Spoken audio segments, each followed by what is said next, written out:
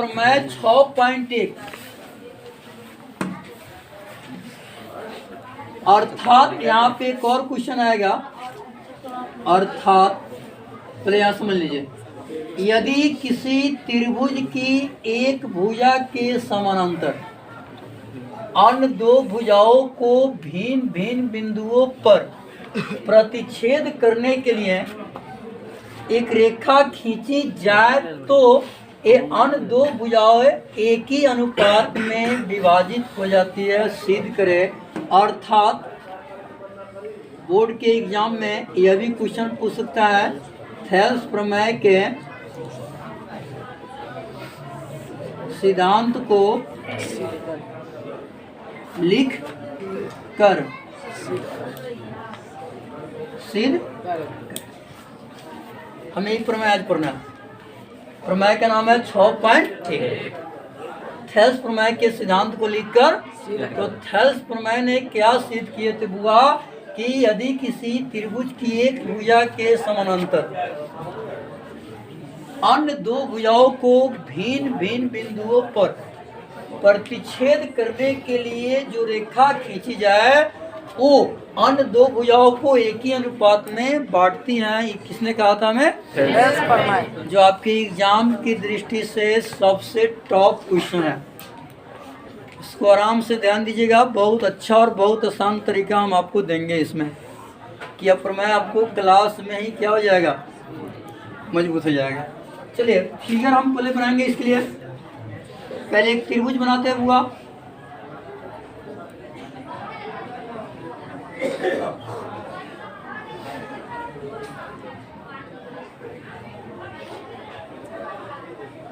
हम त्रिभुज बना देंगे ए बी सी।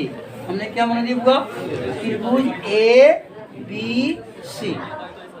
यदि किसी त्रिभुज की, बस यदि किसी त्रिभुज की एक भुजा के समानांतर, मतलब बीसी के समानांतर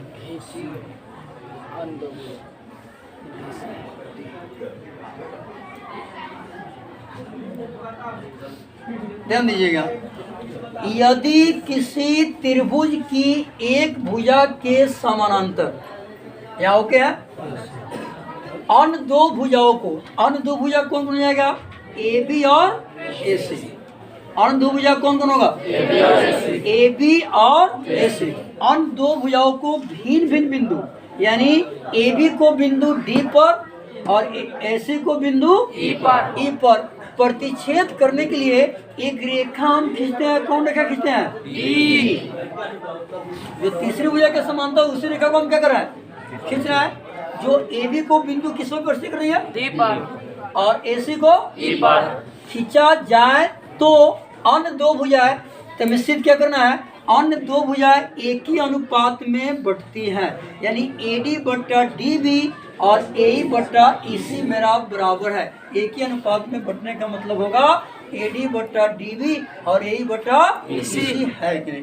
इस पे बहुत सारे क्वेश्चन आपको ऑब्जेक्टिव बनेगा इस साल। मैंने अब की जो आपको ज्योमेट्री हम बताएंगे बुआ, इसमें हर प्रमेय के साथ क्या गो ऑब्जेक्टिव बनने वाला है, वो टोटल चीज आपको हम देंगे। एग्जाम में कैसे आएगा? ये 4 सीएम कर देगा, ये 6 सीएम कर देगा, ये 3 सीएम कर देगा, कहेगा इसे निकालिए। ये 2 सीएम कर देगा, ये 4 सीएम कर देगा, ये 5 सीएम कर देगा, कहेगा एडी निकालिए। तो आपका थेल्स में से बहुत सारा ऑब्जेक्टिव बनने वाला है। यहाँ पे ये हम कैसे लिखेंगे? चूंकि दिया है कि, चूंकि दिया है कि, चूंकि दिया है कि ए बी सी एक त्रिभुज है जिसमें बी सी समानांतर डी है। यदि एक किसी त्रिभुज की एक भुजा के समांतर, तो एक भुजा के समानांतर, तो एक भुजा हमने क्या लिया है? बी सी लिया है। इसके समांतर हमने क्या खींचे हुआ? डी। तो चूंकि दिया है कि ए बी सी एक त्रिभुज है, इसमें बी सी समांतर डी है, तथा त्रिभुज ए बी सी की भुजा। ध्यान दीजिएगा, त्रिभुज ABC की, त्रिभुज ABC की अन्य, अन्य का मतलब दूसरा होता है, त्रिभुज ABC की अन्य दो भुजाओं, अन्य दो भुजाओं, एक भुजा को तो हमने समांतर मान लिया है, बढ़िया से पूरा ठंडा दिमाग रखिए। एक भुजा को ऑलरेडी हम समानांतर मान चुके हैं, तो शेष क्या को भुजा बच रहा है, तो यहाँ लिखेंगे तथा त्रिभुज ABC की अन्य दो भुजाओं, अन्य दो भुजाओं AB और AC पर बिंदु D और E, D और E क्या करती है बुआ? प्रतिच्छेद करती है, प्रतिच्छेद करती है। कंप्लीट प्रतिच्छेद, क्या है कि एक त्रिभुज में क्या को भुजा होता है? 3 होता है। क्या को भुजा होता है बुआ? 3। तो एक भुजा तो हमने समांतर कर दिया है, यानी तीसरे भुजा का हमने क्या कर दिया यहाँ पे? तो अन्य दो भुजा जो हुआ है, एक AB है और एक क्या है? AB पर कौन बिंदु? D और AC पर कौन बिंदु? E। तो यहाँ पे हमने क्या लिखे? तथा त्रिभुज ABC की अन्य दो भुजाओं AB और AC पर बिंदु D और E प्रतिच्छेद करती है। तो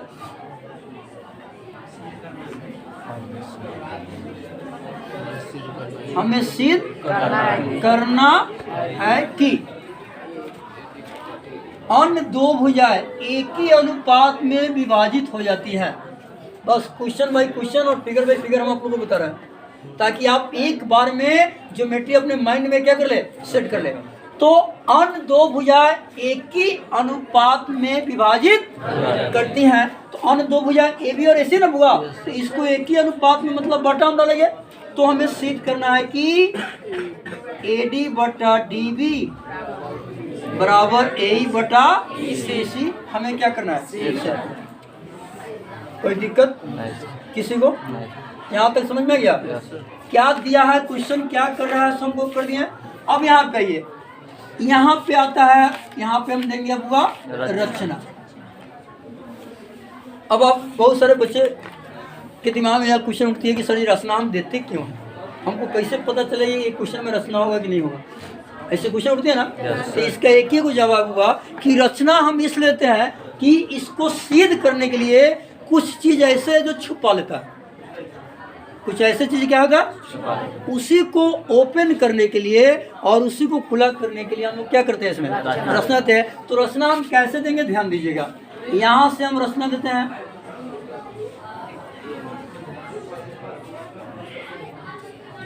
चलिए EM याद रखिएगा, रचना मेन है EM लंब, यानी इसमें AD और DB है ना, लेकिन हम पूरा लंब किस पे डालना है, AB पे। याद रखिएगा EM लंब क्या है, AB। EM लंब AB तथा इधर से आइए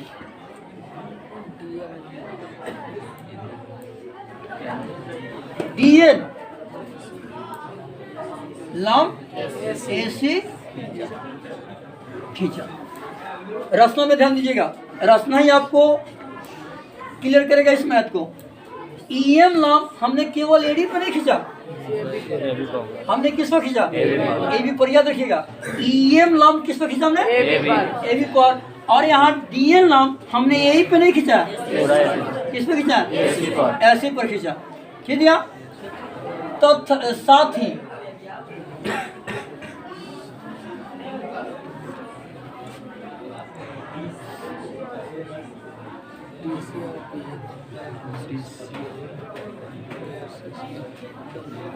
ही CD और B को क्या किया, साथ ही CD और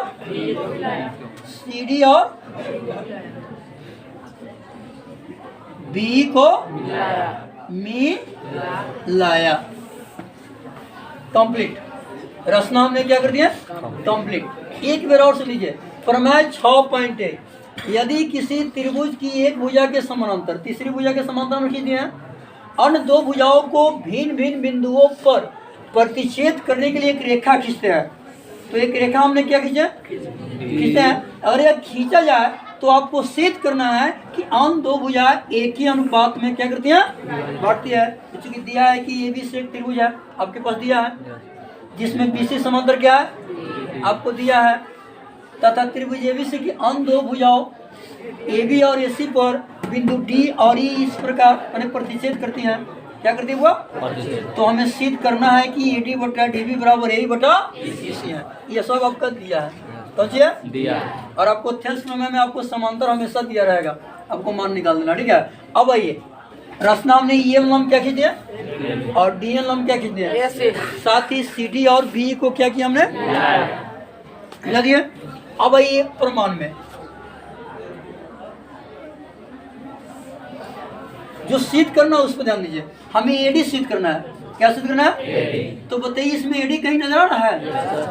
AD यही नजर आ रहा है। तो AD जब यहीं पे नजर आ रहा है तो हम पहले त्रिभुज ADE में लेंगे। AD हमको नजर आ चुका है, ADE में, तब प्रमाण मिलेंगे त्रिभुज ADE में। त्रिभुज ADE का क्षेत्रफल 1/2 आधार गुणे ऊंचाई, यह सूत्र होता है। खूब उन्हें ध्यान दीजिएगा। त्रिभुज ADE का क्षेत्रफल क्या होता है? तो हम ADE निकल रहा है, तो इसमें आधार कौन हो गया? कहा आधार हो गया, क्योंकि इस पर लंब क्या है, EM है। तो किसी भी रेखा पे जब लंब डालते हैं हुआ तो वो रेखा हमारी आधार हो जाती है। तो आधार मेरा कितना हो गया और लंब क्या हो गया, EM। तो यहाँ पे लिखेंगे 1/2 AD गुणे EN। समीकरण कितना मान लेंगे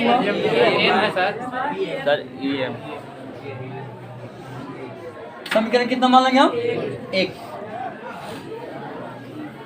अब हमें कितना लेना है, AD मेरा आ चुका है, AD मेरा क्या चुका है।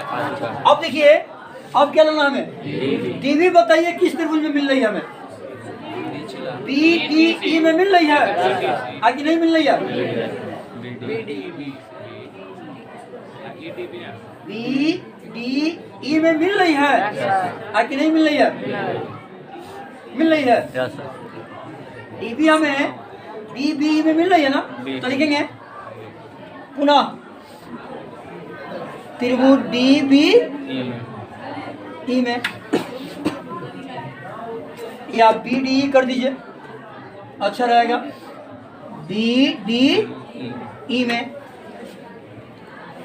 त्रिभुज BDE का क्षेत्रफल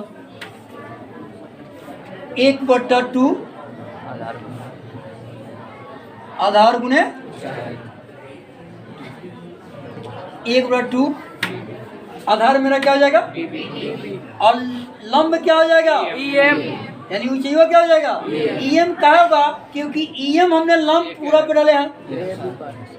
किस पर डाले हमने, EM लंब हमने किस पर डाले हैं, पूरा पे डाले हैं ना। तो मेरा इसका आधार हो जाएगा कौन सी, DB, और लंब कौन हो जाएगा, EM। समीकरण कितना हो जाएगा, समीकरण कितना हो जाएगा। अब समीकरण 1 में समीकरण 2 से भाग देने पर भाग दिया जाए। चलिए तो यहाँ लिखेंगे त्रिभुज ADE का क्षेत्रफल बटा त्रिभुज BDE का क्षेत्रफल 1/2 AD गुणे EM और 1/2 BD गुणे EM। क्या करेंगे हम इसको, सर DB है वहाँ पर, DB गुणे EM। क्या करेंगे वो इसको, और इसको क्या करेंगे हम, कर देंगे। इसलिए त्रिभुज ADE का क्षेत्रफल और बटा त्रिभुज BDE का क्षेत्रफल क्या बच गया? AD बटा DB। समीकरण कितना हो जाएगा? एक तरफ का हमने ले लिए तो समीकरण कितना तैयार कर दिया? 3। ADE लिए हैं और BDE लिए हैं, आगे नहीं लिया है। इसमें ही आधार हो गया, ऊंचाई आपका EM, इसमें ही आधार हो गया, ऊंचाई आपका। अब दूसरा इधर सब चलेंगे, अब आधार इधर से होगा ना मेरा, तो आइए अब बनिए पूरा नहीं दिखेगा। ठीक है, चलिए अब आइए, अब पुनः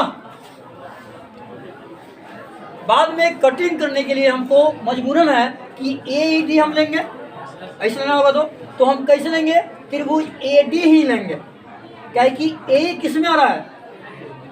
AD में आ रहा है, आगे नहीं आ रहा है। तो यहाँ लिखेंगे पुनः त्रिभुज ADE में, त्रिभुज ADE का क्षेत्रफल क्या होता है बुआ? आधार गुणे आधार समझिएगा और ऊंचाई समझिएगा। चलिए 1/2। अब इधर से हम चलेंगे, मेरा आधार क्या होगा? इस पे लंब हमने क्या डाला है? DN। तो यहाँ पे जाएगा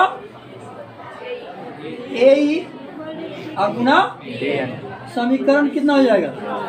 पुनः अब हमें क्या लाना है बुआ? क्या लाना है? इसी किस में आ रही है? DEC में। DEC में आ रही है, यस सर। आगे नहीं आ रही है? DE तो ले चुके हैं, यस सर, DEC। अब DEC में तो यहाँ लिखेंगे त्रिभुज DEC में। तो जिस त्रिभुज में मिलेंगे हम उसी त्रिभुज का क्षेत्रफल निकालेंगे। तो त्रिभुज DEC में, त्रिभुज DEC का क्षेत्रफल बराबर 1/2 आधार गुणे, कोई दिक्कत? चलिए 1/2, इसमें आधार क्या होगा मेरा? EC और DN और ऊंचाई तो मेरा पूरा ऐसे पे है बुआ। अरे ऊंचाई हमने जो DN डाले हैं वो किस पे है? पूरा तो यहाँ पे हो जाएगा आपका कौन सी? DN। समीकरण 5। अब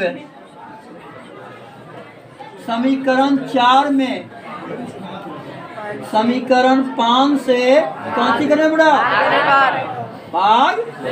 चलिए यहाँ पे लिखिए त्रिभुज ADE का क्षेत्रफल अब बटा त्रिभुज DEC का क्षेत्रफल।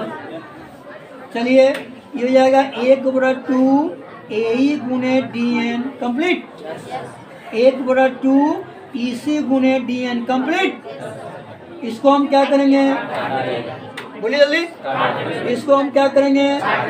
कर देंगे। इसलिए